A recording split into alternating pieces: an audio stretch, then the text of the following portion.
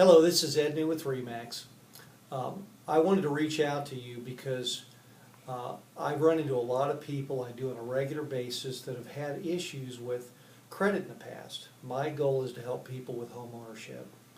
One of the things that I've learned is many people have run into judgments that they've acquired along the way in life or collections. If that happens to be you, I'd like to invite you to take just a few minutes and take a look at this brief, it's actually a 7-minute video that can help you solve those problems so that you too can be in a position where you can own a home. Clarence, I appreciate you stopping by today. I think that the information that you're going to be able to provide to a lot of our customers is going to be invaluable. Thank you. So, why don't you just tell me some of the things things you've already encountered. Okay. A little bit about you, I guess. We need to know that first. Sure, and thank you, Ed, for inviting us here today. Debt Resolution Strategies is a nonprofit organization devoted to helping people remediate their credit. We like to say remediation because we go well beyond just basic credit repair. Really what we're about is trying to restore the whole person to the point where their purchasing power that they once had is given back to them. And we do that by following a continuum of care, if you will. We start with credit repair. We then move in appropriate cases to something that we call judgment or tax lien remediation. And then we also offer debt swaps and bankruptcy preparation at the very far end of what we do. Now, basically, credit repair is something that's well known to most people, but essentially what you're doing there is attacking derogatory information on a credit report that should not be there, or that might be reporting inaccurately. Okay, so somebody's a junior and it's really not theirs, it's dad's Exactly. information. I never lived at this address, my account number is wrong, the Okay. balance is showing up wrong, I paid that thing off and I know I did. Identity theft. Identity theft, Okay. those are the kinds of issues that we address. Okay.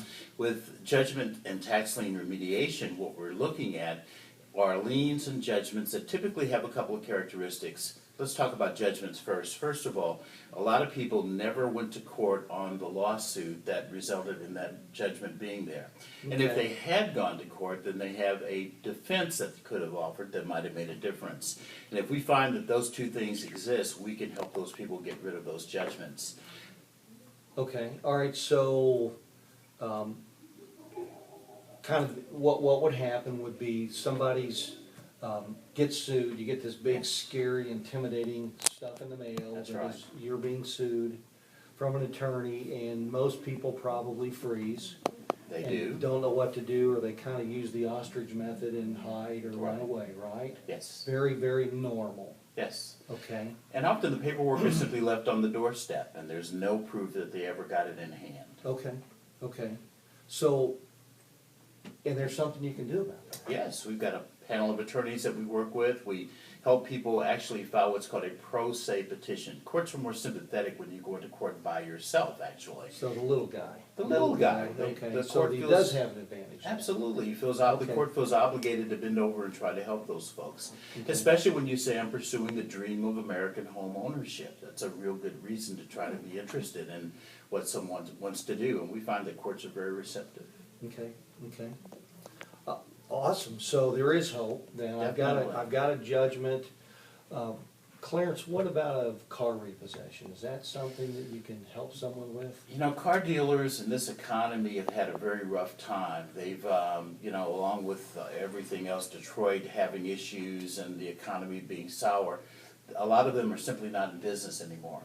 It's very common that people buy a car, drive it for 2 or 3 weeks, thinking that they've got something valuable, and it breaks down on them the following week, and they go back, and there's no recourse. The dealer's not interested in helping them, or So they got a lemon. They got a lemon, and they Okay. bought it as is, and now they don't know what to do. And so a lot of people either let the car be repossessed, or in many cases they'll voluntarily take it back. And then 3 years later, you're trying to buy a home and you really can't seem to get it done because of this repossession. Well, we've had a lot of luck going back, once again, suing, essentially helping the mortgage seeker to overturn that.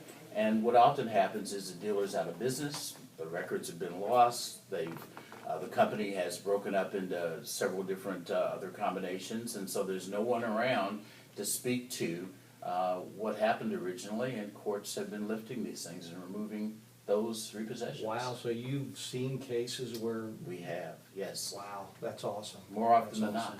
not. Okay. Yeah. Why should somebody call you?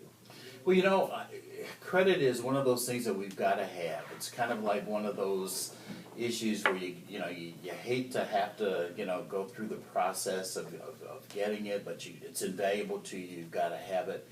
There are really 4 reasons that I can think of right off the bat. One of the first ones is that you'll start getting yeses instead of nos when you make an inquiry for credit. It's a pretty good reason. That's a good reason. Another factor might be that your insurance rates will go down. More and more insurance companies are evaluating Yeah, I've been people hearing that too. based on their credit. And so everything that you do to improve your credit is going to have a positive result in terms of getting outcomes that you're looking for.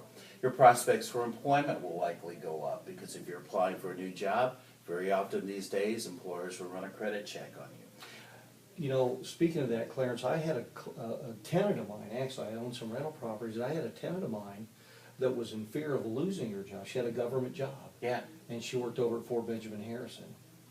And she was afraid that she was gonna lose her job because she had poor credit. Yes.